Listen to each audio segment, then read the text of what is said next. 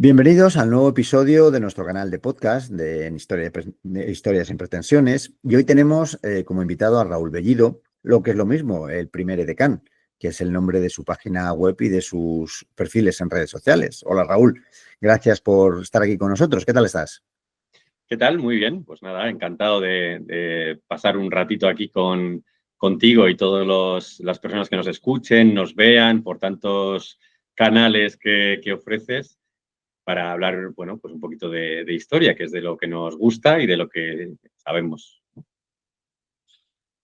Pues vamos a hacer una pequeña presentación, que luego veréis que no es tan pequeña, de Raúl. A ver, lo primero es un especialista en historia militar y sobre todo en guerras napoleónicas. Es guía oficial de turismo, es experto en turismo de la Comunidad de Madrid, autor de un libro, Austerlitz 1805, la obra maestra de Napoleón, editada por Trafalgar Editions, y colaborador en Historia Pública de la Guerra de Independencia 1808-1814 de la Universidad de Alicante.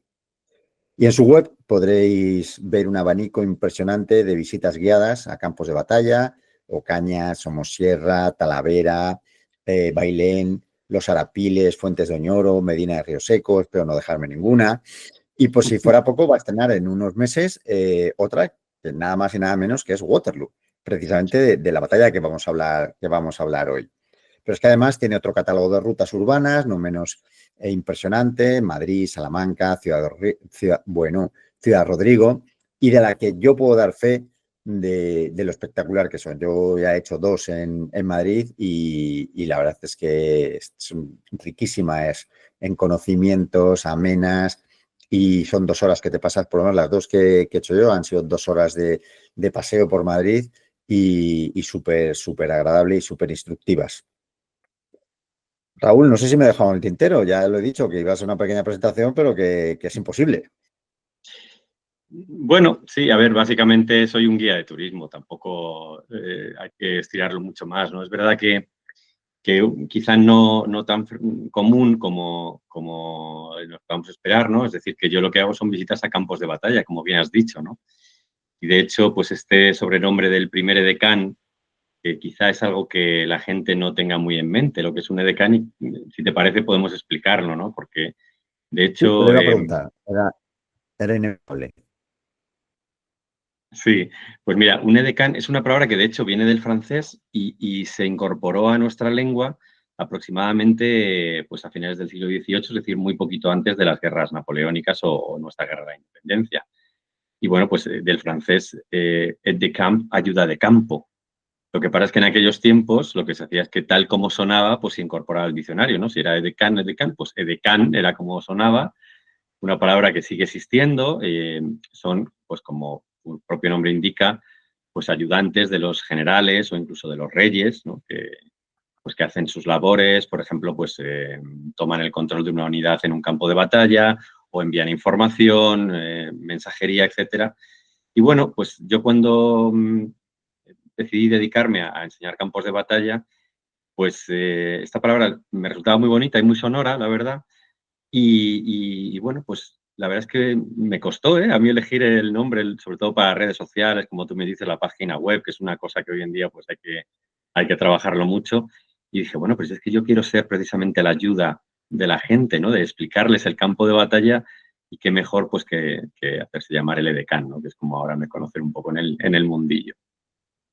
Y bueno, pues lo cierto es que empecé con Talavera, que tristemente famoso estos días, ¿no? Por la caída de su puente romano, ¿no? Una cosa que de verdad que deja bastante impactado.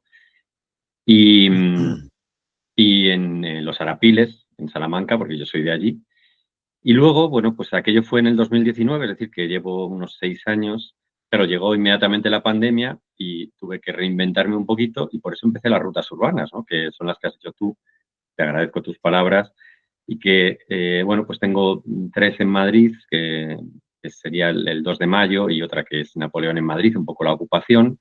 Después del 2 de mayo, ¿no? ¿Qué es lo que va? Pues el 3, pero, pero aparte de eso, ¿no? ¿Qué es lo que ocurre en Madrid durante tantos años de ocupación, ¿no? Y otra que es como la fortificación del Retiro. Pues en aquellos tiempos los franceses lo que hacen es prácticamente talar todos los árboles del Retiro con una finalidad militar y explico pues lo que hubo allí. Bueno, aquello nació, como digo, a raíz de la pandemia y desde entonces pues he ido ampliando un poquito el catálogo. También me gusta a mí no quedarme anclado y seguir aprendiendo. La última que empecé el otoño pasado fue la de Ocaña, ¿no? La batalla de Ocaña, una batalla muy importante para nuestra historia, más de lo que la gente cree, ¿no? Y sobre todo que no es tan conocida quizá como otras. Bueno, lamentablemente fue una terrible derrota, pero digamos que su influencia en la historia de España pues es muy relevante, ¿no? Y bueno, pues este año he decidido pues salir de España. Ya Fuentes de Oñoro, que también lo has nombrado, el campo de batalla está entre los dos países, ¿no? Fuentes de Oñoro es el último pueblo de Salamanca y la batalla fue tanto en España como en Portugal, pero digamos que es algo un poquito más allá. Y nos vamos a ir a Waterloo, como dicen los oriundos de allí, para conocer su campo de batalla y además pues asistir a la recreación, que hay una recreación la más grande de Europa, en la que, bueno, la última fue en 2015 por el Bicentenario, hubo como 5.000 recreadores, que tiene que ser una cosa absolutamente espectacular, porque aquí en España, no sé si ha sido alguna recreación napoleónica o de cualquier otra época. Sí, sí, Mm. sí. Claro, pues, por ejemplo, aquí la más grande napoleónica podría ser Bailén, probablemente, Badajoz ahora también, Zaragoza. Suele Te iba a haber decir, creo que en Zaragoza me Madrid suena. también, sí, en Madrid también se lleva haciendo un par de años. Bueno, se hizo en su día y se ha retomado. Y a lo mejor pues hay 300, 400, 500 Sí. recreadores, pues imagínate 5.000, ¿no? Es una cosa descomunal. Este año ya veremos los que van, pero bueno, seguro que tiene que ser una cosa bastante espectacular. Y bueno, aprovechando esta recreación en la que allí se ponen incluso gradas, como si fuera un estadio, ¿no? Para que la gente pueda Ujú. apreciarlo como merece. Y bueno, pues aprovechamos a intentar llevar un grupo allí y explicarles también un campo de batalla que es mitiquísimo, ¿no? Como la batalla en sí de la que hablamos, bueno, en cuanto me pares, porque si no me pongo a hablar, ya ves, y no sé cuándo. No, del campo de batalla, aunque luego entremos en la batalla en sí y toda la historia, pero del campo de batalla, hace poco entrevisté a un arqueólogo del conflicto y preguntándole por cuál sería su campo, su sueño, su idílico para explorar y para trabajar. Y yo le dije Waterloo. Y me dice, no te creas. Dice, no te creas. Dice, desde el punto de vista arqueológico, ¿eh? No desde el punto de vista de visita y de contar. Dice, porque está muy trillado ya, o sea, y expoliado hablaba incluso. O sea, que ya te vas a encontrar allí muy pocos restos y muy poca. Pero insisto, desde el punto de vista arqueológico, no ya desde el punto de vista cultural de visita, como vas a hacer tú, que da igual que haya objetos o no haya objetos, porque al fin y al cabo tú te vas a dedicar a otra cosa. Bueno, de hecho, en Waterloo es que hay excavaciones arqueológicas todos los años, ¿no? Hay un Bastante. proyecto que se llama Waterloo Uncovered que va descubriendo precisamente pues, varios lugares, hay estudios que se pueden encontrar en Internet. Pues claro, como hay lugares que son tan importantes, ¿no? Desde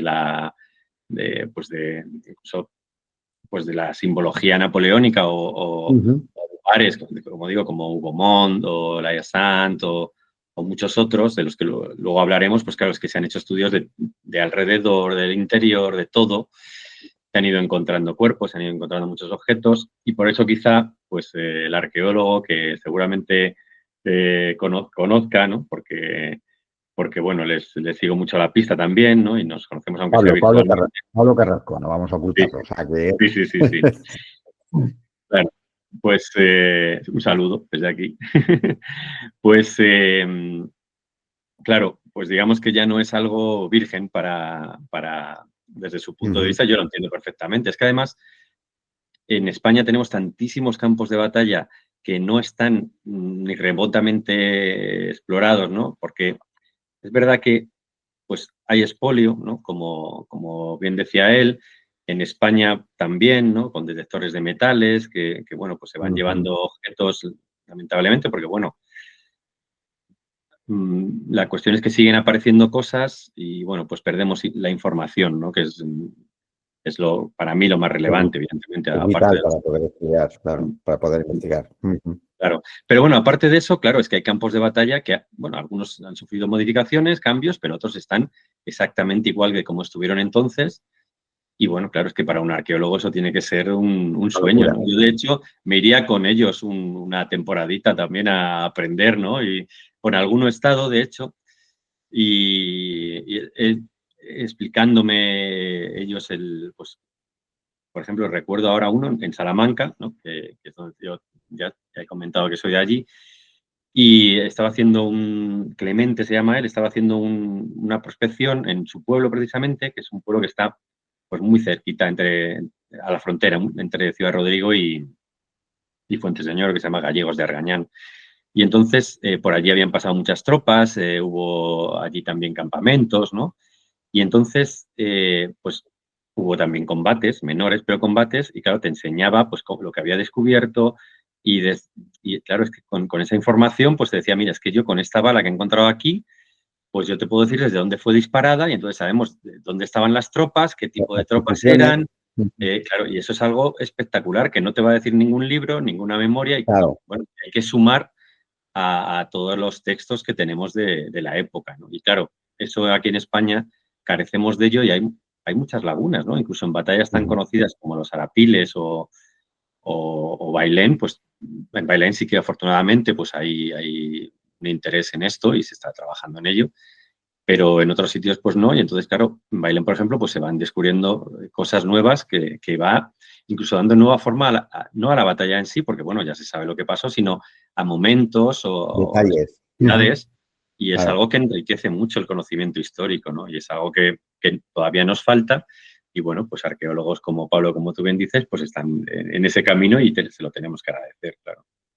Has dicho tú lo de la bala. Vamos a dejar ya lo de la arqueología porque si no nos vamos a enrollar con otro, pero lo de la Sí. bala, por ejemplo, para él era oro puro los botones. Los botones, claro, porque Claro. aparte como Porque los llevaban el botones. nombre o el número del Ahí, regimiento, pues ahí claro, está, ahí está. efectivamente, pues tú puedes saber, pues encuentro un botón en esta colina, pues ya sé que este regimiento ha estado aquí, ha pasado por aquí en Eso, algún momento y entonces eso te puede dar mucha información, eso es, eso es. efectivamente. Bueno, por el otro lado, ya hablando un poco de Waterloo, pues la cuestión es que ellos, Oye, aparte de estas, pero, dime. Raúl, déjame, ¿de dónde te viene a ti la historia? Es que es una curiosidad. Que las dos veces que he estado contigo en Madrid, en las guías, Mm. ¿de dónde te viene a ti la pasión por la historia militar? Bueno, pues a ver, ya te digo que yo soy de un pueblecito de Salamanca muy cercano a los Arapiles y bueno, pues siempre lo he tenido muy en mente y lo conozco bien, pero bueno, ¿de dónde vienen las pasiones? Es algo que yo creo que es más casi psicología o filosofía incluso, ¿no? De por qué le gusta a alguien algo. Es difícil de decir, a mí siempre me ha gustado, la verdad, y bueno, luego estudié un máster digamos, para estar al tanto de todo esto. Y bueno, pues no te sabría decir, pero bueno, ya te digo que siempre me ha gustado. También, por ejemplo, he jugado mucho a Wargames, que yo creo que compartimos muchas pasiones, ¿no? La gente que nos gusta la historia con la simulación del what if, de lo que hubiera pasado. Y bueno, pues a lo largo de los años, pues he ido, bueno, interesándome por diferentes épocas. Y luego la verdad es que la napoleónica siempre me había gustado, pero bueno, luego cuando decidí lanzarme profesionalmente a esto, es verdad que en España tenemos una historia muy rica y hay muchas batallas, ¿no? En ese sentido, pero es verdad también que de historia antigua, ¿no? Que también hay muchos aficionados por las batallas, la información que tenemos es muy tenue y es muy difícil reconstruir. Por eso me vine en una época un poco más cercana de la que si tuviéramos ya suficiente información. Muy bien, pues vamos a Waterloo, que estabas loco ya por entrar. Vamos a coger el avión, nos vamos a ir a Bruselas y vamos a llegar allí a Waterloo, ¿no? Efectivamente, algo que hice hace un par de semanas escasas, ¿no? Estuve por allí recorriendo a pie, de hecho, el campo de batalla, porque así es como realmente se conoce los desniveles del terreno y digamos que entiendes muchos momentos clave de una batalla, ¿no? Y bueno, lo que te quería anticipar es que, bueno, es que Waterloo es como un campo temático napoleónico, ¿eh? Es un parque temático, quería decir, porque tienes varios museos, tienes, claro, la Colina del León, que es un símbolo que yo creo que aunque no conozcas mucho de guerras napoleónicas, siempre te viene a la mente, ¿no? O el panorama de la batalla, como es que un lienzo me parece que tiene 110 metros de largo, que se dice pronto, ¿no? Y 10 o 12 de alto, en el que tú, pues, entras dentro de ese lienzo, ¿no? Que es circular. Entonces ves la batalla como si estuvieras dentro de ella, que es una cosa realmente espectacular. O también pues el cuartel general último de Napoleón, el cuartel general que utilizó Wellington, claro, lo que es el hospital del ejército aliado durante la batalla, todo eso son museos, todos ellos no, pero muchos son museos. Y luego también, claro, como finalmente tuvo tanto renombre la batalla, pues está llena de monumentos, pues que si a tal regimiento, a tal ejército, a tal oficial, bueno, no te sé decir, pero 20, 30 monumentos, una auténtica barbaridad, ¿no? Entonces, en cualquier sitio que vayas, pues está destilando historia napoleónica, ¿no? Incluso, pues hay también una destilería, una cervecería, de cerveza, de whisky, todo, claro, se llama Waterloo, ¿no? Waterloo. Es decir, que todo está enfocado al campo de batalla, ¿no? Que es algo, una explotación, digamos, turística que aquí todavía nos falta. Y aquello Bueno, da mucha envidia en ese sentido, claro. una de las cosas que me gusta mucho en tus guías es que siempre haces una introducción, un contexto, unos antecedentes de lo que vayas a presentar. Aquí nos tienes que hacer lo mismo, porque es fundamental para nuestros oyentes el que se sitúen en el momento histórico de esta batalla de Waterloo. Claro, sí, a mí me parece también fundamental, ¿no? Porque yo no pretendo que la gente que venga a mis visitas sean expertos y que se sepan todo ese contexto histórico, sino que, bueno, puede venir gente que es muy entendida, como tú, por ejemplo, o puede venir gente pues que simplemente venga pues a pasar un rato y, bueno, pues para eso es esas introducciones, ¿no? En el caso de Waterloo, pues es una batalla que se va a dar en 1815. Primero la situamos en el año 18 de junio de 1815. Una batalla que se da después de la primera abdicación de Napoleón, es decir, que Napoleón ya había caído, digamos, del trono francés. Entonces, yo siempre me voy retrotrayendo, pero casi siempre es mejor empezar desde el principio. Entonces, yo creo que como en mis visitas, pues vamos a empezar por la Revolución Francesa, que es un punto de anclaje que yo creo que la gente sí que tiene bastante interiorizado, ¿no? El año 1789, en el cual pues aquello fue un golpe, digamos, de efecto en el tablero político de Europa, en el que Francia comienza a entrar un poco en la edad contemporánea, que de hecho es así como se lo enseñan a los niños hoy en día. Y bueno, pues el resto de naciones europeas, pues aquello lo ve con malos ojos, sobre todo cuando los franceses pues deciden guillotinar al ciudadano Luis Capeto, como denominaban ellos, que era pues el rey Luis XVI. En ese sentido, pues todas las grandes potencias europeas pues van a declarar la guerra a Francia, una Francia que además había perdido gran parte de su oficialidad, ¿no? Los oficiales, digamos, del periodo realista, muchos habían salido del país porque eran nobles y peligraba su cabeza, literalmente. Y entonces, pues, se empieza a dar un poco lo que es el mérito en el ejército, esa meritocracia que tanto se habla hoy en día, pues empieza en aquella época. Quizá en aquella época, pues, era más real que hoy en día, porque, claro, las oportunidades en tiempos convulsos siempre son, pues, para quien sabe aprovecharlas, pues son tremendas, como demostró, pues, un capitán de artillería muy capaz en el sitio de Tolón, en 1793, precisamente en esa guerra de la primera coalición que se denomina, en la que España participa, enviando tropas a ese gran puerto de Tolón, y allí, pues junto con las tropas británicas, tratamos de digamos, ayudar a los realistas de Tolón, de Marsella, y allí pues se da a conocer pues un capitán, como digo, que era el capitán Bonaparte, o Buenaparte, bueno, ya sabes que él era corso, y pasaría a la historia más bien como Napoleón. Napoleón se da a conocer allí y fíjate cómo eran las oportunidades que él asciende de capitán a general, ¿no? Simplemente por su gran actuación en Tolón, que no hay que quitarle mérito, claro, pero que es algo, pues pregúntale a cualquier militar de hoy en día, que es impensable, ¿no? Entonces, bueno, pues digamos que aquellas guerras revolucionarias terminan bien para Francia, terminan mal para todas las naciones europeas, incluida España. Napoleón Bonaparte, después de unas espectaculares campañas en Italia, pues va a llegar a ser primer cónsul, ¿no? Todavía es un cargo republicano.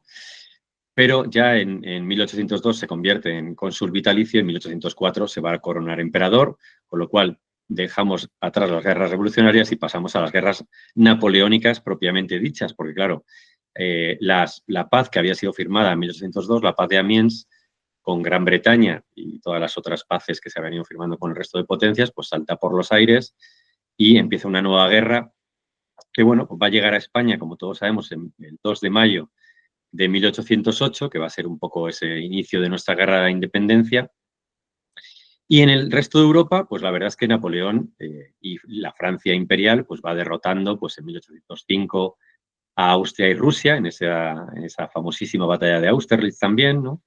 En 1806 humilla a la Prusia, que en aquellos momentos se consideraba el mejor ejército del mundo, heredado de un tal Federico el Grande, ¿verdad? Bueno, pues lo humilla. En 1807 a Rusia de nuevo, y bueno, firma una serie de tratados en los cuales pues va a estar muy cómodo hasta que finalmente, pues en un frente que él nunca esperaba, como era España, pues empieza a desangrarse literalmente, ¿no? Porque empieza a enviar cientos de miles de soldados que hubieran sido más útiles para él, evidentemente, en cualquier otro lugar, ¿no? La cuestión es que eso envalentona, por ejemplo, a Austria, ¿no? Que le vuelve a declarar la guerra en 1809. Y bueno, es verdad que en esa guerra vuelve a derrotar a Austria, pero ya es mucho más complicado para él porque ya el resto de potencias van aprendiendo de sus doctrinas militares y por tanto ya la cosa se va igualando. Él tenía una gran ventaja al principio cuando él, digamos que, va innovando. Lo que va a pasar es que, bueno, es verdad que impone una nueva paz, pero que se va a ir enrareciendo sobre todo con otra gran potencia que era Rusia. Y al final, pues aquello desemboca en la invasión rusa en 1812, aunque esto es bien conocido por todo el mundo, en el cual pues va a mal lograr aquel grandísimo ejército que había llevado hasta Moscú, pierde aquel ejército, por tanto, en 1813 se tiene que ir retirando hacia Alemania, levanta un nuevo ejército que aún así es capaz de enfrentarse a toda Europa, pero poco a poco pues va perdiendo alguna batalla y sobre todo la gran y decisiva que es la de 1813, la batalla de Leipzig, o la Batalla de las Naciones, o la Volksdenkmal, que dicen los alemanes el monumento que tienen allí.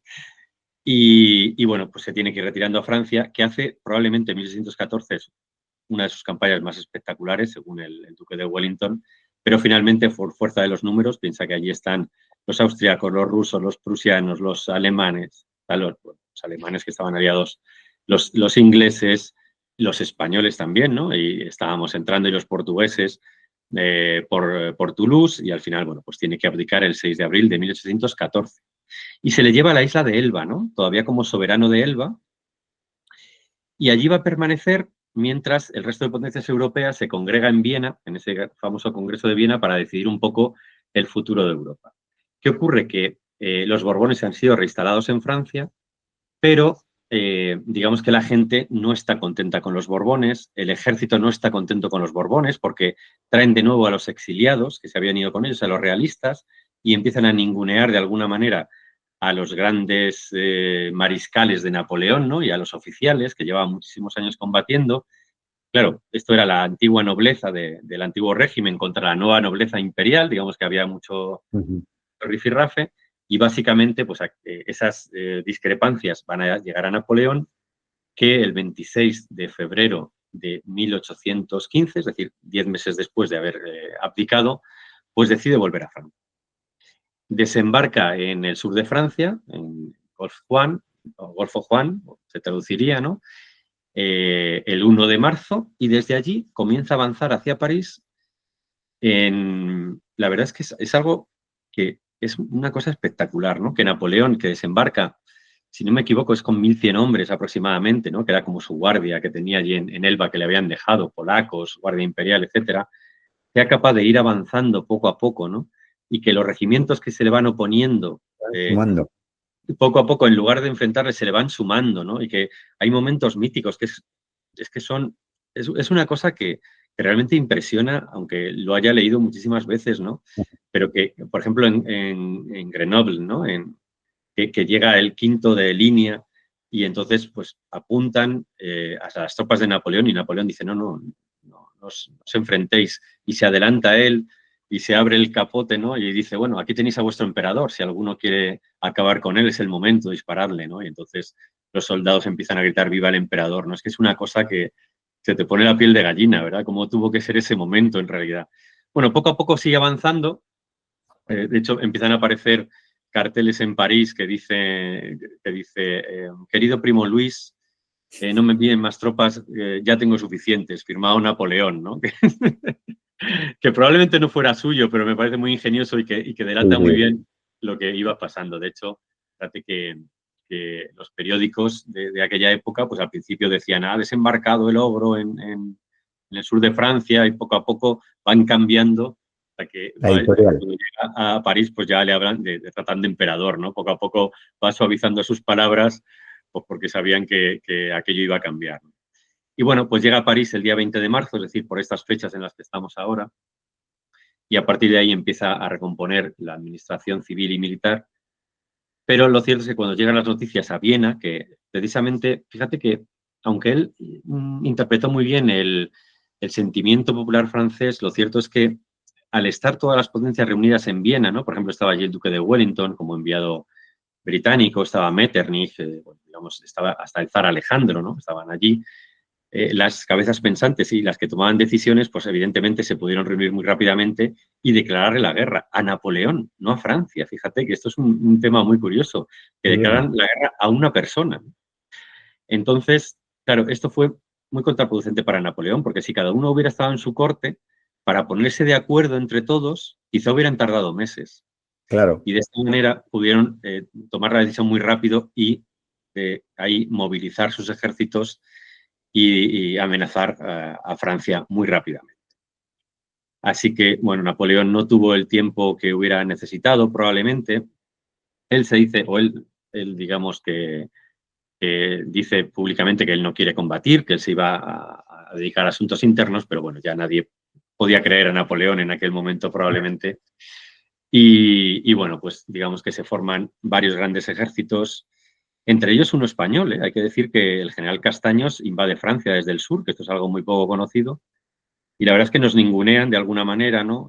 Como estaban haciendo en el Congreso de Viena, lamentablemente, pero bueno, eso es otra historia. Es otra historia, ¿no? Y este periodo que estamos viviendo se ha conocido como que lo tengo por aquí, el Imperio de los 100 días, porque más o menos Sí, es lo que duró, ¿no? Ese momento, ¿no? Desde que salió de la isla de Elba y pisó suelo francés. claro.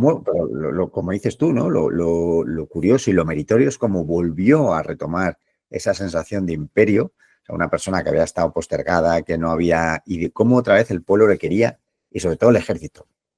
Sí, más que el ejército, sobre todo los soldados rasos y la oficialidad, ¿no? Digamos, eh, la oficialidad baja, ¿no? Lo que eran los generales tenían más reticencia, sobre todo porque ellos habían jurado, claro, digamos que el honor era muy importante en aquella época y muchos de ellos se vieron arrastrados por soldados a sumarse a la causa napoleónica, ¿no? Por ejemplo, el mariscal Ney, que prometió al rey llevar a Napoleón a París en una jaula de hierro y al final, pues básicamente, pues se postró a sus pies, ¿no?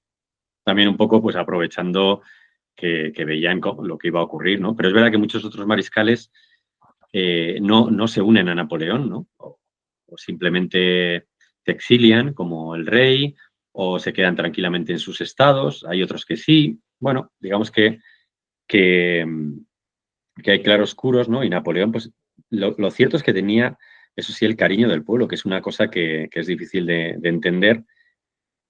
Pero claro, digamos que el resto de países europeos, como te digo, ya no podían permitir aquello. Era algo que ellos entendían que tarde o temprano Napoleón iba a causar más guerras y en ese sentido, pues probablemente tomaron la decisión correcta, aunque es cierto que, bueno, ellos eran unos monarcas que en el transcurso de la historia, digamos que ellos eran absolutistas y estaban parando las revoluciones que se habían iniciado con la francesa o quizá con la americana primero, ¿no? Y que después iban a seguir produciendo en toda Europa durante el siglo XIX para traernos el liberalismo, ¿no? Pero bueno, en aquel tiempo, evidentemente, como en todo tiempo, podemos decir, quien tiene el poder no lo va a soltar voluntariamente, ¿no? Y ellos trataban de hacer todo lo posible Gratuitamente. como para mantenerse.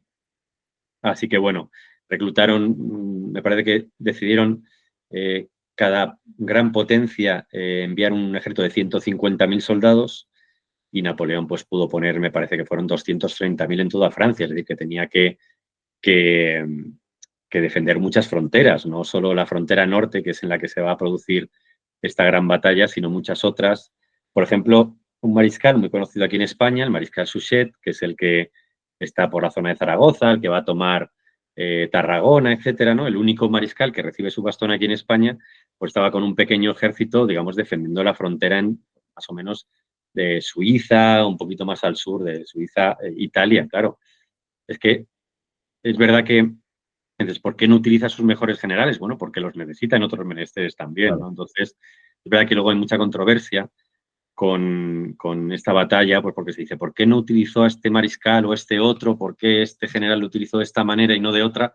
Bueno, pues porque al final tenías que hacer encaje de bolillo, sobre todo con lo que tenía en ese momento, ¿no? Que ya no eran los grandísimos mariscales de la primera época, que alguno había muerto, otro se había retirado, otros no se habían decantado a su favor en ese momento, y entonces, bueno, pues con las mimbres que tenían, ¿no? Pues tenía que trabajar.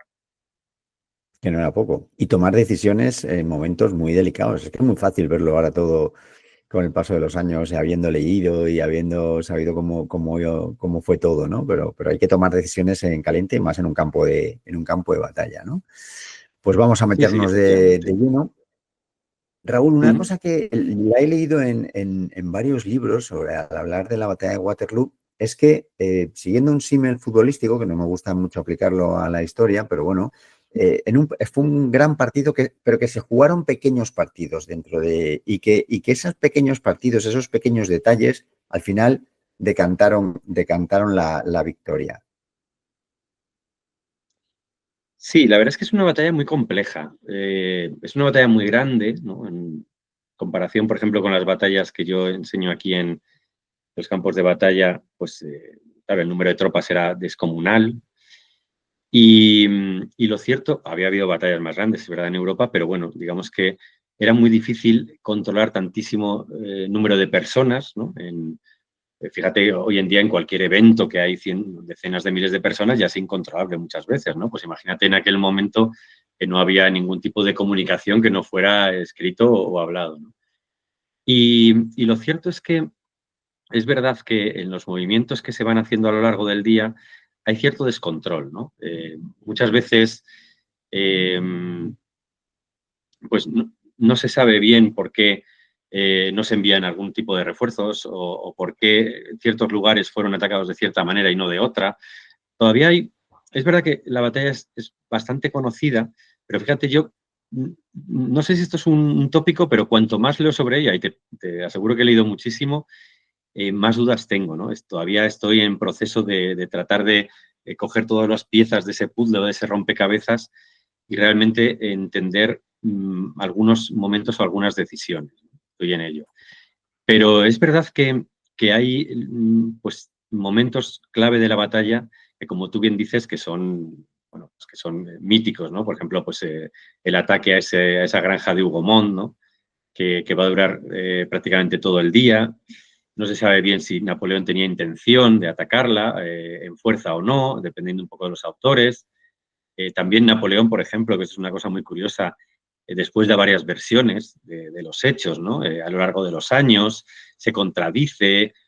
Hay incluso, se ha demostrado que se inventa algunas cosas, ¿no? Porque hay luego personas que han estado con él que dicen que eso no pasó, ¿no? Entonces, fíjate que incluso esas fake news, ¿no? Que hoy en día están tan de moda, pues en aquel tiempo, imagínate, porque claro, durante mucho tiempo se ha tomado como, digamos, grabado en piedra que lo que dijo Napoleón de la batalla era lo cierto, ¿no? Porque evidentemente quien más pudiera saber de aquella batalla tenía que ser él. Pero luego te das cuenta de que la gente también trata de disculpar sus errores, ¿no? Que hasta Napoleón era humano.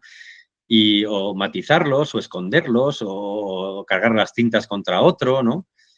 Y bueno, pues hay que tomarlo con mucha cautela. Y por ejemplo, este caso de Hugomont es paradigmático, ¿no? Que se dice, ¿lo atacó o no? Luego hay autores que te dicen, no, es que los franceses no sabían que ahí había una granja fortificada, ¿no? Bueno, pero es que resulta que 14 años antes había habido un combate allí entre franceses y austriacos, es decir, que Es había, verdad. que había generales de Napoleón que habían estado allí combatiendo pues no tanto tiempo atrás, ¿no? Y entonces, ¿cómo no iban a saber aquello, no? Y entonces, ¿qué conllevaba el hecho de saber o no que había allí esa granja fortificada? Muchas cosas, ¿no? Porque evidentemente no se combate igual para tratar de tomar un reducto, ¿no? O un lugar, una plaza fuerte, que si vas a tomar simplemente un bosque. Entonces, todo esto tiene cierta controversia. Luego también, por ejemplo, el tema del barro, ¿no? Que el día anterior había llovido muchísimo y entonces, pues que los cañones de Napoleón se ponen a disparar y las balas no rebotaban, que realmente era su efecto más letal, que cuando rebotaban, pues, impactaban, ¿no? Y entonces, esto también, pues parece ser que el campo no llegó a secar totalmente, porque ese día ya no llovió. Pero claro, es que Napoleón en realidad jugaba, como hablas tú de futbolístico, ¿no? Pues quizá podemos hablar más de ciclismo en ese sentido, como si fuera una carrera contrarreloj. Porque es verdad que él sabía que los prusianos estaban cerca, les había derrotado un par de días antes en la batalla de Ligny. Él pensaba que se estaban retirando hacia el noreste, un poco hacia sus líneas de comunicación, y sin embargo se habían retirado hacia el norte. ¿Qué ocurre? Que esto era muy difícil de saber, ¿no? Y el mariscal, que había dejado un poco al tanto de esa persecución, el mariscal Grouchy, pues él pensaba que siempre iba a actuar de cuñas entre los prusianos y su propio ejército y que llegaría, si no al tiempo que los prusianos, pues sí un poquito después para atacarles, digamos, según estaban llegando. Y esto no pasó así, ¿no? Pero Napoleón, en el momento que descubrió que los prusianos llegaban antes que sus propios refuerzos, ¿no? Siempre con la esperanza de que llegaran, pues tuvo que actuar, ¿no? Y claro, el combate, digamos, frontal que tenía contra Wellington y sus tropas, pues se le complicó muchísimo. Y tuvo que ir desviando tropas hacia esa defensa de su flanco derecho contra los prusianos. La verdad es que yo creo que a lo mejor es mejor contarlo un poco en orden cronológico, porque estamos hablando, o estoy hablando de muchas cosas y a lo mejor es demasiado etéreo y la gente no lo va a entender, ¿no? Si te Pues parece, vamos a ello. Vamos a ello porque venga. has hecho una introducción perfecta, esos antecedentes, y Sí, ya nos hemos metido dentro del barro, porque la lluvia fue otro de los condicionantes de aquella batalla, o las consecuencias de la sí, lluvia, sí, que fue efectivamente, el barro. Ujú. efectivamente. Bueno, mira, lo primero que quería decir es que históricamente se ha considerado Waterloo como una batalla entre ingleses y franceses. Esto es algo que ya se está desmintiendo, ¿no? Y de hecho, evidentemente, el ejército prusiano va a llegar en el momento crítico y va a ser él el que decida la batalla, ¿no? Al mando del Field Marshal Blücher, ¿no? O Blücher, del mariscal Blücher, que quizá nos entendemos mejor, que era un tipo muy obstinado, que tenía un odio acérrimo a Napoleón y que si no hubiera sido por eso, probablemente no hubieran llegado, ¿no? Entonces, digamos que fue él el que se empeñó, pero es verdad también que el duque de Wellington, si había esperado en ese lugar, que lo había escogido el año anterior, es decir, que era un sitio, un campo de batalla que él ya tenía escogido de antemano, si espera allí es porque tenía esa promesa de Blücher de que iba a llegar ese día. Si no, probablemente no hubiera combatido y nunca hubiera habido batalla de Waterloo. Es decir, que todo se une, el mérito es de ambos. Pero lo cierto es que si el ejército prusiano se componía de prusianos, ¿no? Y algún contingente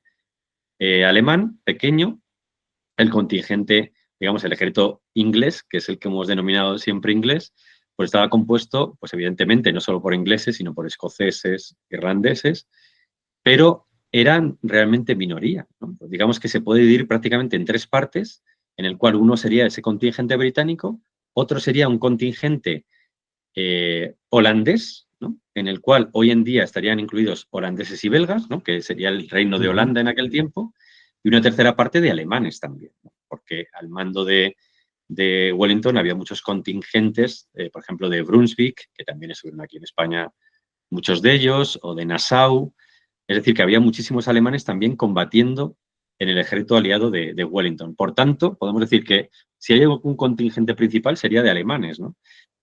En el conjunto global que derrota a Napoleón, ¿no? Por eso hay un libro muy interesante que se llama Waterloo, la German Victory, la victoria alemana, ¿no? Había que matizarlo, porque claro, Alemania tampoco existía como tal, no había una nación alemana. Entonces, bueno, digamos que, para resumir, fue un ejército muy multinacional, muchísimas naciones de aquella época las que se unieron aquel día para derrotar al ejército francés de Napoleón. Y Napoleón lo sabía, esos dos principales contingentes que tenía enfrente, ¿no? Eran, podemos por resumir, el inglés y el prusiano, pero habiendo ya dejado claro que no era así. Y luego venían otro par de ejércitos enormes, que era el austriaco y el ruso. Entonces, lo que él va a tratar de hacer es, digamos, de ir noqueando a los ejércitos antes de que puedan unirse, de que toda esa grandísima invasión llegara a Francia, y por tanto él toma la iniciativa, algo que ellos, ni Blücher ni Wellington, esperaban, y lo que hace es cruzar la frontera y sorprender, ¿no? De hecho, Wellington estaba en un baile, esto también es bastante conocido, ¿no? De la duquesa de Richmond, que era una inglesa que se había ido a lo que hoy en día es Bélgica, o a Bruselas en concreto, pues pues como habían estado muchos años que no podían ir al continente, pues habían ido ahí como de relax, ¿no? Y bueno, pues allí estaban todos los oficiales de Wellington y van recibiendo las noticias de que Napoleón y sus tropas han cruzado la frontera y, bueno, les pilla totalmente a contrapié, ¿no? Y de hecho Wellington lo dice, ¿no? Me ha burlado, Napoleón me ha burlado, que lleva un día de marcha, y Napoleón lo que va a hacer, que es una táctica espectacular, es hacer una cuña entre ambos ejércitos, tratar de separarles y con parte de sus tropas, digamos, parar a uno de ellos y con el gran grueso de su ejército derrotar al otro. Esto lo va a hacer el día 16 de junio, es decir, un par de días antes de la batalla de Waterloo, en el que, bueno, pues el mariscal Ney, que era quien comandaba el flanco izquierdo de Napoleón, tiene que detener a Wellington, y lo hace, aunque probablemente no fue su mejor batalla, pero lo hace porque impide que Wellington refuerce a los prusianos que estaban siendo derrotados contundentemente por Napoleón. Esta es la batalla de Ligny. Entonces, a partir de ahí se produce esa desbandada prusiana en la que Napoleón piensa que ha ganado una batalla totalmente decisiva, y no fue así, es decir, yo creo que se confía, y él piensa que los prusianos se están retirando pues, hacia Prusia, hacia el este, como he comentado antes, y sin embargo Blücher dice no, aunque me quede sin mis líneas de comunicación, algo que era muy pernicioso, muy difícil de digerir, yo voy a cumplir mi palabra y voy a reunirme con Wellington lo antes posible. Y entonces eso Napoleón no lo contempla, y es uno de sus grandes errores, ¿no? Entonces, ¿qué es lo que hace? Pues dice, pues ahora que he derrotado a los prusianos, dejo mi flanco derecho al mando de este otro mariscal, Grouchy, que era un mariscal nuevo, es decir, que había nombrado aquel mismo año, para, digamos, parar a los prusianos y hacer la operación contraria. Y ahora con el resto de mi ejército voy a noquear a Wellington. Y esto se lo impide probablemente la lluvia. Es verdad que también el día 17 se demora en avanzar. Ney tampoco, digamos que ataca a primera hora, lo que debía haber hecho para retrasar a Wellington, y Wellington se puede retirar, y la lluvia le ayuda en esto, ¿no? Porque cayeron una lluvia, dicen, torrencial, como la gente decía que no había visto en su vida, ¿no? Entonces, imagínate avanzar por los caminos de entonces, ¿no? Y muchos soldados campo a través, ¿no?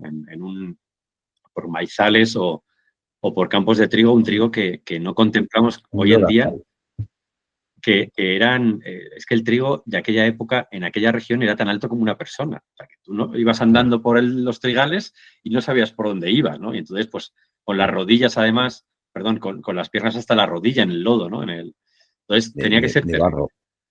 Claro. ¿Qué pasa? Pues que eso da tiempo a Wellington a llegar a última hora del día, pues a la posición que él había elegido en esa loma de Mont-Saint-Jean, ¿no? Que realmente Waterloo es un pueblo que está un poquito más al norte, ¿no? El campo de batalla, Waterloo no está, es una población de Bélgica hoy en día, Waterloo, que no está en el campo de batalla, ni pertenece el campo de batalla a este lugar, pero bueno, yo creo que, fíjate, esta batalla tiene varios nombres. No sé si sabes que los franceses la llaman de batalla de Mont-Saint-Jean, la batalla ¿No? del Monte San Juan, ¿no? Que es el pueblo realmente más cercano Sí, sí. al campo de batalla, y los prusianos la llamaron la batalla de la Bella Alianza, porque había una granja allí, una posada que se llamaba así, la posada de la Belle Alliance, ¿no? Y entonces, al final de la batalla, el lugar donde se encuentran Wellington y Blücher es esta posada de la Bella Alianza. Y me parece un nombre muy bonito, en realidad, ¿no? Pero yo creo que Wellington, pues aquel nombre de Waterloo, pues le sonaba más pronunciable, probablemente en inglés, ¿no? De hecho, es un nombre flamenco. Ya sabes que en Bélgica tienen dos idiomas, el francés y el flamenco, una zona Sí. pequeñita de alemán. Y Waterloo, o Waterloo, Water es agua y lo es como pradera, ¿no? Es decir, que sería como la pradera del agua. Esta es la etimología de este nombre. Y bueno, yo creo que para los ingleses era probablemente más pronunciable que Mont Saint-Jean y por eso le llamaron la batalla de Waterloo y así nos ha llegado a nosotros. De hecho, nosotros lo pronunciamos con su nombre inglés, si te das cuenta, Sí, ¿no? sí, sí. Es algo curioso. De Bueno, todas pues formas, como digo, dime. perdona, Raúl, un segundo. Fíjate lo que has comentado ahora, o sea, el protagonismo de que nos ha pasado la historia es el inglés, cuando en realidad el protagonismo, o sea, ellos no eran ni mucho menos la fuerza más potente ni más numerosa, sino que ahí estaban esos grupos de alemanes, aunque no existiera todavía, y los prusianos. O sea, son unos artistas del marketing, son unos artistas del relato. O sea, porque al final, o sea, han impuesto el nombre de la batalla. Han impuesto, o sea, que por supuesto que Wellington fue el que ganó, combatió y que ganó a Napoleón. Cuando estuvieron apoyados y estuvieron ayudados de otros contingentes, de otros generales. Pero al final lo que el gran público conoce es Waterloo y Wellington. Sí, sí, efectivamente. Y yo creo que es envidiable en ese sentido, ¿no? Que ellos han sido capaces de imponer su relato y, de hecho, incluso hasta cuando nosotros éramos jóvenes era así, ¿no? Yo creo que hoy en día ya los libros que se escriben sobre, o sea, que se han escrito en el Bicentenario, pues ya todos, evidentemente, dan muchísima importancia a la aportación de otras naciones, sobre todo prusiana. Los holandeses son un poco los que se han quedado un poco rezagados y ahora ellos mismos, ¿no? Están publicando libros en los que se dan la importancia que se merecen. Es verdad también que era una nación muy joven y entonces, pues, bueno, estaba un poco a la sombra de Gran Bretaña, que luego se divide, claro, y entonces, claro, el campo de batalla queda en la zona que hoy en día es Bélgica. Entonces Holanda, pues digamos que ya pierde un poco ese protagonismo, esa titularidad del campo de batalla. Bueno, dejando su marca, ¿no? Por ejemplo, esa gran colina del León, que no es el León del Imperio Británico, sino que es el León de Brabante, que esto es Ujú. algo que tampoco se sabe mucho, pues es el lugar donde se hiere al príncipe de Orange, ¿no? Que es, pues era el heredero al trono holandés en ese momento y, bueno, pues comandaba un cuerpo de ejército de los aliados. Allí es herido, no muerto, o sea, es herido. Y entonces su papá, el rey, pues unos años después dice, pues voy a levantar aquí una colina tremenda para estropear el campo de batalla, básicamente, como dijo Wellington. Pero es verdad que hoy en día, pues las vistas más espectaculares son desde aquí, ¿no? Pero bueno, algo trastocó. Claro, los prusianos, ¿por qué cayeron un poco en el olvido? Pues es difícil de entender, ¿no? Porque es verdad que los alemanes también son una nación muy orgullosa de sí misma y esto, pues, podría haber sido una batalla incluso fundacional, ¿no? Para ellos. Bueno, es verdad que los británicos en el siglo XIX, pues, fueron la gran potencia, llevaron la voz cantante y, bueno, pues, en todos sus libros se dan la mayor importancia. También en el siglo XIX tenemos que ver que era el auge de los nacionalismos y que, claro, cada uno trataba de conformar su identidad nacional y Waterloo para ellos, que, mira, ayer estaba con una amiga y pues algo hablamos de Waterloo y ella había vivido en Londres y dice, sí, hombre, ¿dónde la estación? Digo, hombre, ¿dónde la estación? Sí, claro, pero la estación lleva el nombre por algo, ¿no? O sea, fíjate, claro, que se han apropiado del nombre hasta para que la gente ni siquiera ya lo relacione a veces, ¿no? Con una batalla. Bueno, tienes toda la razón, es verdad, es así, pero bueno, yo creo que afortunadamente la visión está cambiando y ya estamos teniendo en cuenta esas otras nacionalidades que también participaron y de qué manera en derrotar a Napoleón. Bueno, yo creo que habíamos quedado en que llegan a la noche del 17, el día antes de la batalla, y se posicionan, ¿no?, en ese risco de Mont Saint-Jean, que realmente viene a ser un cambio de rasante. Es verdad que, fíjate, yo estuve recorriendo el camino, ¿no? Digamos, desde Napoleón entra en Bélgica, Holanda entonces, por Charleroi, y yo precisamente hice ese camino, ¿no? Y entonces yo pues tengo ese defecto de ir fijándome, ¿no? En el terreno y tal. Y claro, es verdad que es el mejor lugar para defender. Es así, ¿no? Es así porque es tan sencillo como un cambio rasante a ambos lados de la carretera, lo cual no era sencillo. Es decir, una carretera muy principal, igual que hoy en día, de Charleroi a Bruselas, que en aquellos tiempos estaba adoquinada, para que veas lo importante que era, ¿no? Entonces, tú te das con una loma que a ambos lados, digamos, que tiene ese cambio de rasante, es decir, que no ves lo que hay detrás. Eso es. Y luego, además, claro, es decir, que desde el punto de vista de Wellington, tú puedes poner tus tropas al otro lado de ese rasante, con lo cual no van a ser vistas, ¿bien?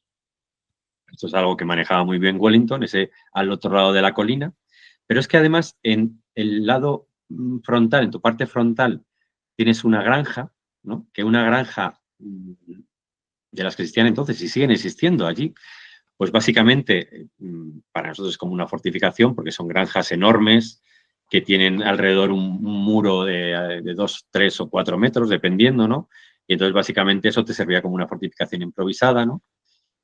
Y luego a ambos lados, ¿no? Digamos que a su flanco izquierdo tenía varias granjas más, la más importante se llamaba Papelot, ¿no? Que también cubría ese flanco izquierdo, y a su derecha pues tenía esa otra mítica granja de Hugomont, que realmente era como un complejo en el que la mitad era granja y la otra mitad era una especie de casa solariega en la que vivía pues un noble holandés. Y bueno, básicamente pues fue utilizada, claro, digamos como si fueran reductos, que a los franceses les costó mucho tomar. Bueno, de hecho no tomaron todos, ¿no? Pero claro, básicamente desde el punto de vista de Wellington tú tenías una línea defensiva, ¿no? Que ocupaba aproximadamente, ponle 1 kilómetro a cada lado de la carretera, un poquito más, pero que tus tropas no podían ser vistas, es decir, que a la hora de ser atacadas y sobre todo, muy importante, a la hora de ser bombardeadas, los artilleros no sabían dónde tenían que disparar porque no veían al enemigo. Iban a Claro, ciegas. iban a ciegar los artilleros franceses. Y luego tenías una línea defensiva en avanzada, como si fueran diques que rompían las olas francesas, tanto en el centro como en ambos flancos. Es decir, que si te querían lanzar un ataque frontal, pues o primero tomaban alguno de esos diques, de esas granjas, o si no, iban a tener que dividirse y, por tanto, pues tú podías atender mejor a defender esos lugares, ¿no? Es decir, que aunque no es un lugar que te impresione, nada más verlo, pero después según lo vas entendiendo dices, es que es perfecto, o sea, es que no podía haber elegido un lugar mejor, ¿no? De hecho, Wellington era un maestro en esto vamos, él estudiaba los lugares y él no arriesgaba, ¿no? No te creas que él decía, bueno, pues vamos a presentar batalla aquí. No, no. Él si tenía que desplazarse 50, 70, 80 kilómetros, lo hacía, no le importaba hacer terreno, lo cual, claro, causaba muchas controversias, por ejemplo, aquí en España, ¿no? Muchos problemas diplomáticos porque decía, oye, es que ceder 80 kilómetros significa ceder 2 ciudades, bueno, muchísimas cosas, ¿no? Claro. Y mi país, ¿no? Pero claro, él, digamos, que era un tipo muy práctico, era un tipo muy inteligente y no combatía en casa, ¿no? Eso también es muy importante, ¿no? Es decir, que él no tenía que defender Inglaterra. Entonces, Claro. pues le era mucho más sencillo de, pues tengo que ceder 30 kilómetros, pues bueno, pues es que es lo que tengo que hacer para ganar. Bueno, pues es mucho más sencillo cuando no defiende su tierra, ¿no? En ese sentido tuvo mucha suerte. Pero es verdad que eligió un terreno estupendo. ¿Qué ocurre? Que Napoleón, pues en ese sentido, piensa justamente lo contrario. Dice, claro, pero es que después de todo ese gran defensa, hay un bosque. Entonces, si soy capaz de empujarle contra el bosque, no tiene escapatoria. Y ese era el hándicap de esa posición de Waterloo. Bueno, además, Napoleón, bueno, pues dice, si soy capaz de derrotarle aquí, aunque sea una posición dura, pues evidentemente ya he derrotado prusianos, ahora derroto a los británicos, y de hecho él pensaba que si derrotaba a los británicos quizá la coalición se rompiera, porque los británicos al fin y al cabo eran los financiadores de esa coalición, ¿no? Y entonces pensaba, no sin motivo, que el gobierno británico podía caer si hubiera habido una gran debacle y esto podía hacer cambiar las tornas, buscar la paz. Bueno, digamos que también los componentes políticos pesan en las labores, en las decisiones de un emperador, como no pesarían probablemente en las de un mariscal o un general. Entonces, bueno, él va a decidir atacar allí. De hecho, sin finuras, ¿no? No es el Napoleón de otras épocas en las que va a hacer grandes maniobras y probablemente no tuviera el tiempo para hacerlo, ¿no? Ni estuviera el terreno para hacerlo tampoco. y por tanto lo que va a hacer es repetidos ataques frontales que van a ir chocando contra esas tropas anglo-aliadas, las cuales Wellington confiaba mucho en las suyas, en las británicas, pero no tanto en las otras. Y de hecho las otras se comportan, no vamos a decir tan bien como las británicas, pero casi tan bien como ellas, aguantan embestida tras embestida, ¿no? Aguantan en Hougoumont, que fue el primer ataque, ¿no? En el flanco izquierdo francés, atacan esa gran granja fortificada y, bueno, Wellington va enviando refuerzos, municiones y va logrando, sobre todo lo importante es que cada vez más tropas francesas vayan entrando en liza allí y se vayan desgastando. Bueno, después Napoleón forma en el otro flanco, justo digamos a su derecha, una gran batería con 80 cañones, que se dice pronto, ¿no? Lo que tenía que ser el aguantar bajo el bombardeo de 80 cañones durante 30 o 45 minutos. Y cuando él ya pensaba que las tropas que estaban frente a esa gran batería estaban suficientemente desgastadas, que hubiera sido lo normal si no hubiera sido por ese barro, ¿no? Del que ya hemos hablado, ¿no? Y por ese cambio de rasante que también Wellington aprovechaba muy bien porque hacía echarse a tierra a sus tropas, algo que no era tan frecuente entonces como nos podamos pensar, pues lanza un gran ataque que casi tiene éxito realmente, ¿no? Ese gran ataque, si no es porque interviene la caballería británica, en este caso, ¿no? Esa Union Brigade que llamarían luego, porque era una brigada compuesta de un regimiento escocés, un regimiento inglés y un regimiento irlandés, ¿no?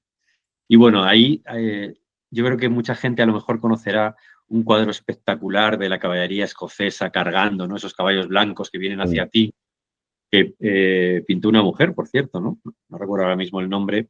El nombre se llama, el cuadro se llama Scotland Forever, ¿no? Como diciendo, fíjate lo importantes que somos los escoceses. Bueno, y que sorprenden un poco a esos franceses cuando estaban en liza contra la infantería aliada y la rompen completamente todo ese cuerpo de ejército.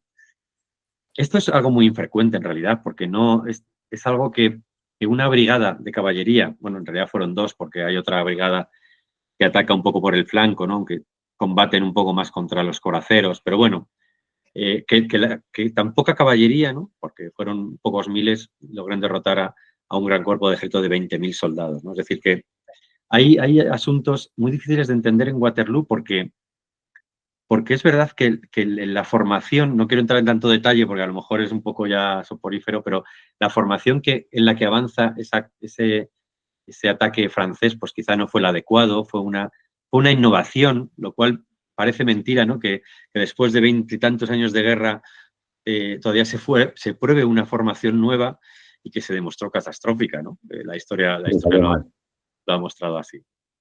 Pero son esos detalles o sea, que al final fueron decantando, porque Napoleón no se esperaba el ataque de la caballería escocesa. Claro, claro, no. Esa caballería aliada, pues bueno, digamos que tuvo un éxito que nadie esperaba probablemente, ¿no? Claro. De hecho, lo cierto es que después se envalentonaron tanto que siguieron cabalgando, llegaron hasta esa gran batería y bueno, se entretuvieron, no eran capaces los oficiales de organizar a sus tropas y al final llegaron la caballería francesa y la destrozó completamente. Es decir, que digamos que Sí. se cambia pieza por pieza como en el ajedrez. Lo que pasa es que la pieza francesa, pues podemos decir que fueron, yo qué sé, pone que fuera la reina y la pieza aliada pues fuera un caballo, ¿no? Es decir, que le salió mejor a los aliados, pero que no, nada es gratis en ese sentido. Bueno, a partir de ahí, digamos que Napoleón va a tratar de tomar sobre todo la granja principal, la granja central, que es la de Sand. Le va a costar mucho, no va a emplear la fuerza adecuada probablemente.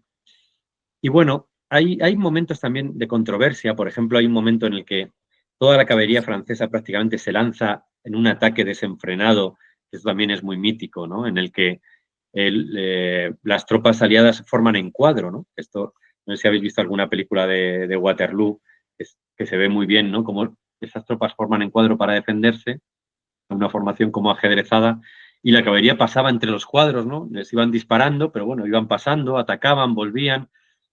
Una cosa que es realmente, si no entiendes de guerras napoleónicas, pues te llama mucho la atención, ¿no? Pero lo cierto es que un ataque de caballería contra infantería, aunque pueda parecer mentira, era estúpido, ¿no? a no ser que fuera un momento muy clave, ¿no? Porque la infantería, pues como digo, tenía una formación defensiva que simplemente tenía que aguantar con la sangre fría suficiente, y lo único que podía aportar ahí la caballería era ganar tiempo para que llegara más infantería propia y lograra romper esos cuadros. Y, por ejemplo, ahí no se coordinaron los franceses lo suficiente como para aprovechar ese momento, ¿no? O, por ejemplo, después, cuando ya consiguen tomar esa granja central de la Essant, pues hubo un momento en el que el centro aliado de Wellington pues estaba abierto prácticamente por completo, ¿no? Y simplemente un ataque, digamos, en fuerza francés lo hubiera derrotado. ¿Qué pasa? Pues que Napoleón en ese momento tiene que derivar buena parte de sus tropas a contener a los prusianos que ya estaban llegando. Los prusianos están llegando aproximadamente sobre las 4 de la tarde, aparecen por un bosque que se llama curiosamente el Bosque de París, y amenazan la derecha de Napoleón, sobre todo en un pueblo que se llama Plassenoit, y allí pues tiene que ir enviando lo primero un cuerpo de ejército. Date cuenta que Napoleón al comienzo de la batalla tenía 3 cuerpos de ejército y tiene que enviar uno de ellos, ciertamente el más débil, bueno, tenía estos 3 cuerpos de ejército más la guardia, más la caballería, ¿no? Es decir, que envía pues una buena parte de sus tropas a contener a los prusianos. Cuando se da cuenta que los prusianos siguen llegando en mayor cantidad, envía su joven guardia, ¿no? Porque aquí siempre se habla de la guardia imperial de Napoleón, pero es que tenía 3. Tenía la joven guardia, la guardia media y la vieja guardia, ¿no? Entonces, envía la joven guardia, contiene a los prusianos. Cuando ve que ni siquiera con la joven guardia es suficiente, envía 2 batallones de la vieja guardia, lo mejor de lo mejor, que combaten por aquellas calles que realmente cuando vas ahora por allí, ¿no? Y paseas por aquel pueblo, pues claro, es que es un lugar que vio tanto en un día simplemente, ¿no? Que te pone la piel de gallina, ¿no? Todos los recuerdos que hay por allí también. Hoy en día, ciertamente, es un lugar muy, muy tranquilo y muy pacífico que ese contraste llama mucho la atención, ¿no? Muy bonito también, como unos prados muy verdes de esa zona de Europa. Bueno, digamos que tuvo que comprometer esos refuerzos que hubiera debido enviar al centro contra los aliados, a romper el centro aliado para defender su ala derecha, y a partir de ese momento ya veía probablemente que solo tenía una oportunidad, que era o bien conseguía derrotar a Wellington antes de que llegaran los prusianos, y de manera que noqueas a un enemigo y derivas todas tus fuerzas para encarar al nuevo, o bien estaba perdido, ¿no? Entonces, lo que hace es comprometer esa guardia, ¿no? De la que también se ha escrito tantísimo, ¿no? Esa guardia, pero realmente era un ataque ya muy a destiempo, con muy poca fuerza, acompañado, sí, con infantería de otras formaciones, pero que ya no tuvo la fuerza como para romper pues, a las mejores tropas de Wellington, ¿no? A la Guardia Británica también, a muchas tropas que habían estado en España, ¿no? Que eran las mejores que él tenía. Claro, los regimientos que habían estado en España combatiendo aquí contra los franceses eran los mejores. Y bueno, paran ese ataque que no fue de la vieja guardia, sino de la Guardia Media. Ahí también hay es una incongruencia en muchos escritos. Y bueno, pues a partir de ese momento de que se rompe esa resistencia de la guardia, es verdad que muchos libros dicen, no, pues claro, cae la guardia y el ejército francés, pues ya digamos que empieza a correr esa voz, ¿no? De que la guardia recula, ¿no? Que decían de cada recul, pero lo cierto es que evidentemente eso tuvo su importancia, pero también que estaban llegando tantísimas tropas prusianas que el flanco derecho de Napoleón había caído y ya no había posibilidad de nada más, ¿no? Entonces, bueno, digamos que a muy grosso modo, eso es la batalla de Waterloo, que duró muchas horas, que hemos contado en un ratito, pero que bueno, que espero que se haya entendido en Perfectamente. el transcurso principal, el hilo conductor de la batalla. Pero bueno, que hay muchas anécdotas que podemos contar, o no sé si tienes alguna curiosidad de la que quieres que hablemos, o alguna otra cosa. Pues mira, según estabas, claro, yo te estoy viendo aquí en la pantalla y te estoy viendo como especialista y como guía. Entonces, me figuro, cuando estés allí en el campo, o sea, lo que es in situ, ¿te da tiempo a hacer todos los recorridos? Porque has mencionado un montón de las granjas, los montes, situaciones. ¿Da tiempo me figuro que será una excursión de unas cuantas horas?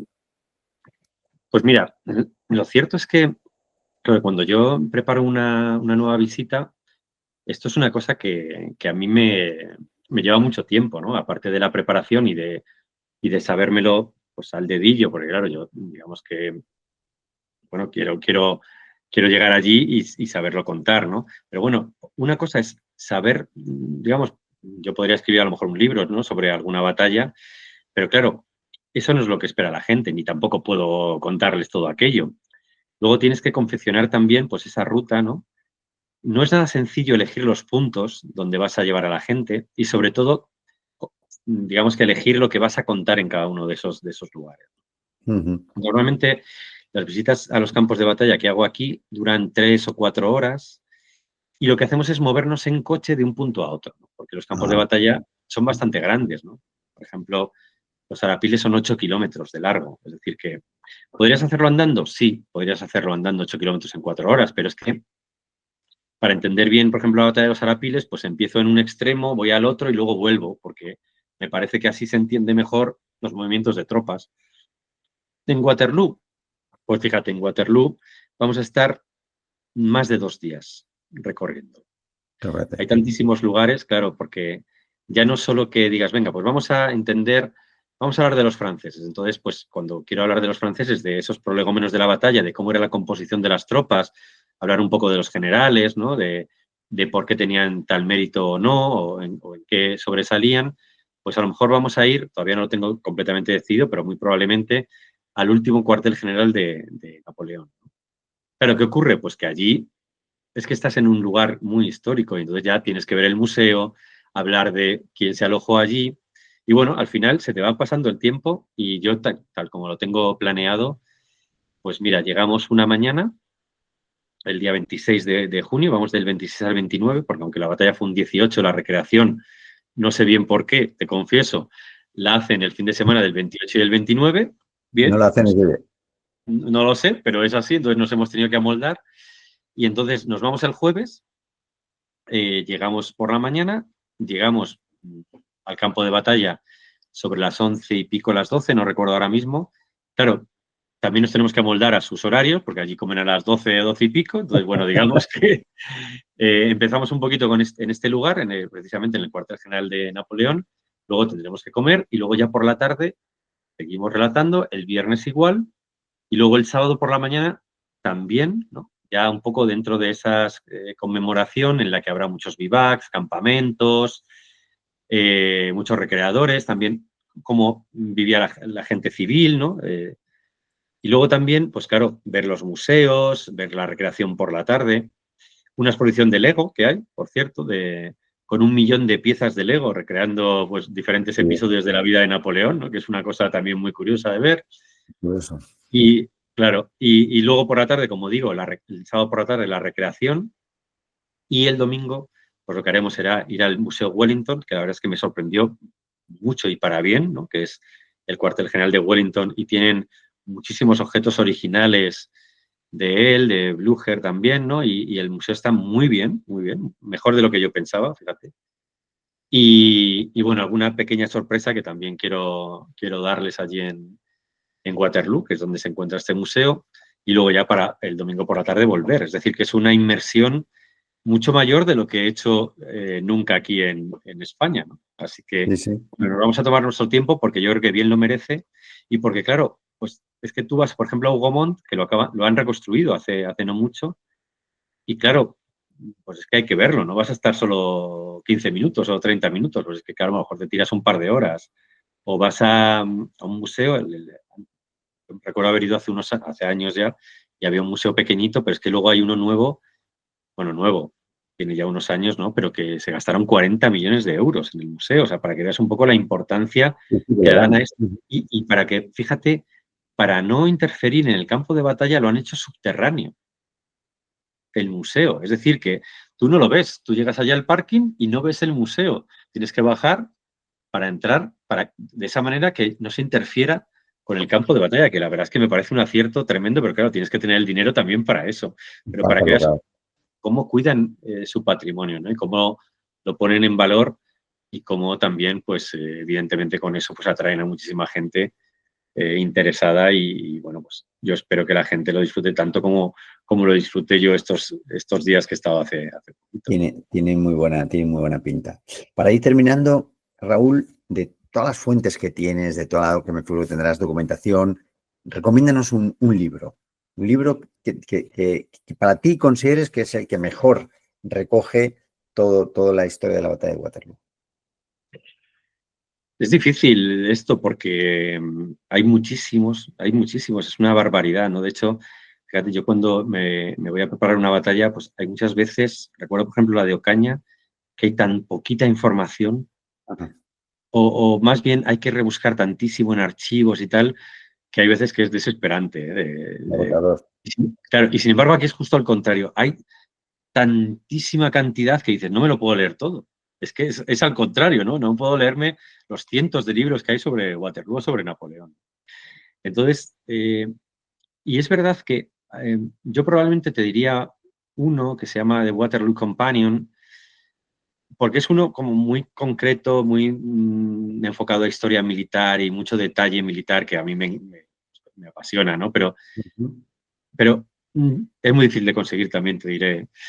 Pero lo cierto es que, fíjate, hay luego libros que son como muy amenos de leer, ¿no? Que son como novelados y que son de escritores fantásticos, ¿no? Por ejemplo, se me viene a la mente, yo creo que el mejor en ese sentido y para introducirse en la batalla de Waterloo, probablemente sea uno de un autor que se llama Alessandro Barbero, se llama La última batalla de Napoleón.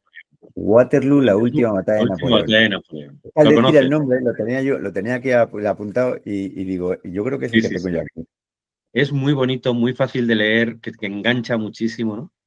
Yo creo que es el primero que yo recomendaría leer. Luego también hay otro que es me lo tengo por aquí, sí, de Bernard Cornwell, que es un autor también que escribió mucha novela histórica y escribió un libro que se llama, me parece que se llama algo así como Waterloo, 3 ejércitos, 4 días y 3 batallas, algo así, ¿vale? Como no recuerdo exactamente los números.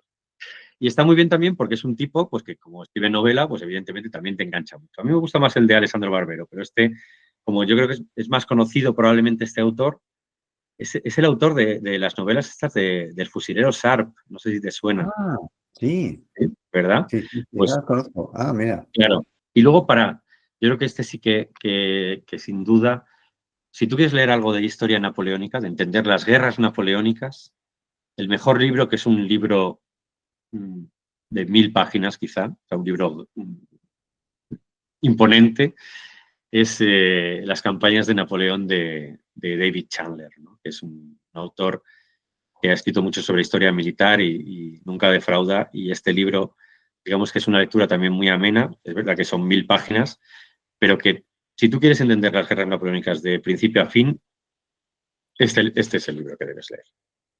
Pues ese Espero haber respondido a tu pregunta, aunque ya digo que hay muchísimos más y habrá gente que le gusten otros, ¿no? Joder, pero todo es historiografía anglosajona, ¿no? Los franceses no tienen también o volvemos otra vez al discurso de antes de que lo que ha predominado es el relato anglosajón, porque te fíjate, salvo el caso de Alessandro Barbero, que entiendo que será italiano, pero que vamos, que todo es literatura anglosajona. Claro, es verdad que hay mucho más escrito en inglés que en francés también, evidentemente hay en francés. A mí me gusta mucho también un libro que es escrito en alemán, aunque yo me lo he leído, bueno, algo de alemán hablo, pero para leerlo ya es una cosa muy complicada. Yo me lo he leído en inglés y yo creo que está en español. Es que hay veces que soy así de raro, ¿no? Que yo, pues, bueno, sí, hay libros que me los compro en otros idiomas y luego veo que están en español. Bueno, pues, qué sé yo. Y yo creo que lo he nombrado, que se llama Waterloo, una victoria alemana, a German Victory. Sí. Ha dado otro punto de vista también que está muy bien para entender, pues digamos, pues esta participación alemana. Francés, ahora mismo no se me viene a la mente, fíjate, pero seguramente lo tiene que haber. Pero bueno, que es curioso que lo primero que te viene, o sea, tú una persona conocedora de la temática, pues son libros anglosajones. Raúl, me ha parecido espectacular. O sea, me has tenido ahí en todo el speech. Es que, claro, habiéndote conocido en el terreno, o sea, como guía, como enseñándote, pues es que te veía ahí en esas granjas y en esas granjas fortificadas y contando, y el barro. Y la verdad es que lo haces, si tus guías, si esta guía, vamos, aunque se parezca solamente un 10% a las que haces, va a ser un exitazo y te lo deseo de todo corazón, porque tiene que Bueno, ser espectacular. eso espero. Es verdad que es un proyecto ambicioso, yo creo, desde mi punto de vista, ¿no? Y como tal, pues he contado con una agencia de viajes que se llama Creando Tours, que ya ha hecho mm, otros viajes históricos. Por ejemplo, el año pasado, pues yo sé que estuvo en las Ardenas, en el Somme. Ujú. Eh, También me han contado pues, que han ido a Roma, ¿no? Digamos que siempre un poco con esas temáticas de historia militar y bueno, pues me ha parecido la más adecuada, un poco para darnos ese empaque y ese conocimiento, porque al fin y al cabo yo soy guía, yo no tengo una Claro, agencia de viajes y esto se tiene que hacer como se debe, ¿no? Y bueno, pues para las personas interesadas, si me dejas meter la cuña por, publicitaria, ¿no? Aquí, por supuesto. pues básicamente, bueno, o entrar en el primeredecán.es, que es mi página web, y allí encontrarán la información sobre el viaje, o en las redes sociales, el Primer Edecán, estoy ahora pues, en Facebook, estoy en Instagram, en Twitter, o en X, como se llame, en Blue Sky, este nuevo también estoy, y, y no sé si en alguno más me dejo, quizá, yo qué sé, son tantos ya. Y bueno, básicamente, sino también en esta página de Grupeando Tours, en la que, bueno, podrán ver un poco los detalles de lo que vamos a hacer y de los precios, etcétera, que depende un poco de la parte de España que estés, porque es verdad que yo creo una cosa muy interesante que hacen ellos es que te organizan. Tú vienes desde Madrid, pues desde Madrid. Desde La Coruña, pues te lo organizan también para unirte Muy en bien. Bruselas con el resto, ¿no? Y empezar allí todos juntos, ¿no? Lo cual me parece que está muy bien. Así que, bueno, cualquier persona que esté interesada, pues oye, queda muy fervientemente invitada. Para mí es casi un sueño, ¿no? El poder hacer esto, el poder hacer una visita de este tipo y que si sale bien, pues que como bien has comentado, que escribí un libro bueno, coautor, somos dos autores, sobre Austerlitz, ¿no? Que por cierto es el primer y único libro que yo sepa hasta el momento escrito por autores españoles, es decir, que todo lo demás son traducciones. ¿No? Claro. Ujú. Y bueno, pues probablemente fuera el siguiente paso, ¿no? En algún Muy momento, bien. si va bien lo de Waterloo, en el futuro, si quieres, hacemos un programa dedicado a Austerlitz. Perfecto, perfecto. No, yo estas cosas me las apunto. Este año, ya cuando me lo dijiste, era bastante complicado cambiar planes, pero espero que puedas repetir, igual que repites aquí en España, y puedas repetir esta de Waterloo o la futura de Austerlitz, porque me gustaría muchísimo el ir allí y situarte y empaparte de todo, empaparte literalmente, no. O sea, pues ya estamos de agua un Sí, poco hasta, sí, hasta sí, el sí, gorro. Ya desde empezamos luego. a rehuir determinadas palabras, ¿no? Pero bueno, empaparte de historia y empaparte del contexto que se tiene que respirar. Yo no tengo mucha experiencia, pero por ejemplo, hace unos años estuvimos en Normandía y es eso, o sea, es que el propio contexto, los pueblos, pueblecitos, el caminar por determinados senderos y todo esto, es que te empapas de lo que pasó, desgraciadamente, en aquellos campos de batalla. Bueno, estamos hablando de guerras. Claro, No, sí, sí, efectivamente, esto pero no hay que romantizarlo, son guerras, pero es verdad que, bueno, tiene su gancho, ¿no? Es verdad que hay mucha gente que nos apasiona el conocer sobre esto, ¿no? ujú, Y bueno, pues evidentemente el mejor lugar para conocer lo que pasó es el lugar donde ocurrió, ¿no? en Que efecto, es un poco lo que a mí me dio paso para empezar a hacer estas rutas y que es verdad que la gente yo creo que bueno, lo considera una actividad un poco extraña, yo creo, porque no hay algo así, no hay tradición en España de hacer este tipo de visitas guiadas, pero que yo creo que a la gente le sorprende y, tiene bueno, tirón, ya lo si verás. si te vienes a algún campo de batalla, espero que te sorprenda tanto como a Seguro, mucha otra gente que ha venido anteriormente. seguro. Pues Raúl, muchísimas gracias por el tiempo que nos has dedicado.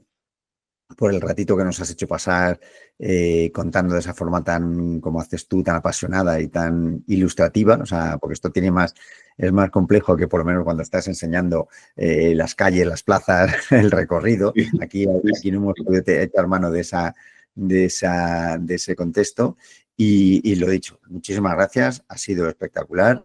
Yo espero contar contigo en otras entrevistas para hablar de otros temas de guerra napoleónica y de esas guías tan maravillosas que haces.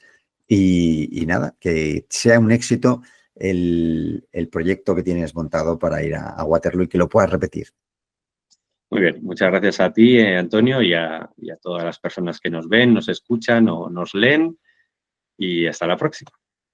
Muy bien, hasta la próxima, Raúl.